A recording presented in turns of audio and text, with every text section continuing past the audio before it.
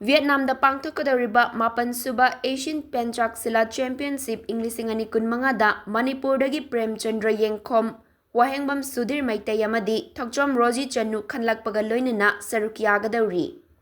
Vietnamna yumbu oiduna International Pencak Silat Federation amadi Asian Pencak Silat Federation anigi mityeng makhada Vietnam Pencak Silat Federation na Vietnam Olympic Committee amadi Ministry of Culture, Sports and Tourism ga punna khutsamnaduna organize tawduna chatliba chahi asigi July gi tarik 13 dagi 13 fauba Hatin Province Vietnam da pangthokadariba mapan suba Senior Asian Pencak Silat Championship ing 2025 da India gi mahut sinduna Saruk Yagadaba sanaroi sing khangatpada Manipur dagi nuba macha sanaroi ani amadi nupi macha ama khalakle Khanlaklaba sanaroi sing adudi training event 50 up to 55 kg weight category da Thokjom Roji Channu semi artistic ganda event ta Wahengbam Sudhir Maitai amadi Premchandra Yengkhom ni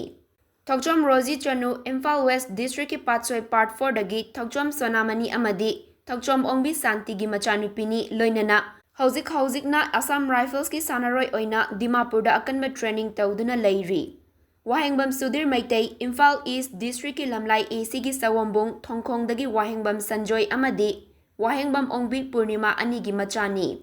Premchandra Yengkhom Imphal East District ki Lamlai AC gi manungchana leiba Kharason dagi Yengkhom Netrajit amadi Yengkhom Ongbi Roma ani gi machani Sudhir amadi Premchandra Imphal East District ki Lamlai AC gi manungchana leiba Sekta da leiba Nawang Sports Academy gi sanaroini loinana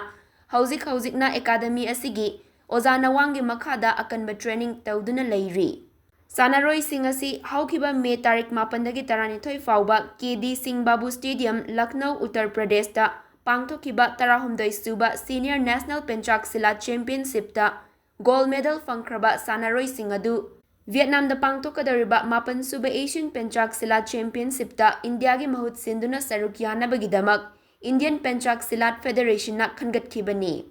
Khangatlaba sanaroi sing asi Indian camp ta Saruk yanabagidamak kaurakhibaga loinana atuba matamda Imphal thadoklagani hairi. Manipur gi sanaroi Ahum na Indian team da Saruk yanabagidamak khalakpada nungaiba phongdokpaga loinana Asian Championship asidagi Manipur gi sanaroi singna mai paktuna soidana medal lawgani haibagi achetpa thajaba lei haina Pencak Silat Association of Manipur gi secretary El Ranjitna Fongdorakli. Panba yabadi haukiba Asian amadi World Championship singda Manipur gi sanaroi singna gold, silver amadi bronze medal sing laukiba laikrabani.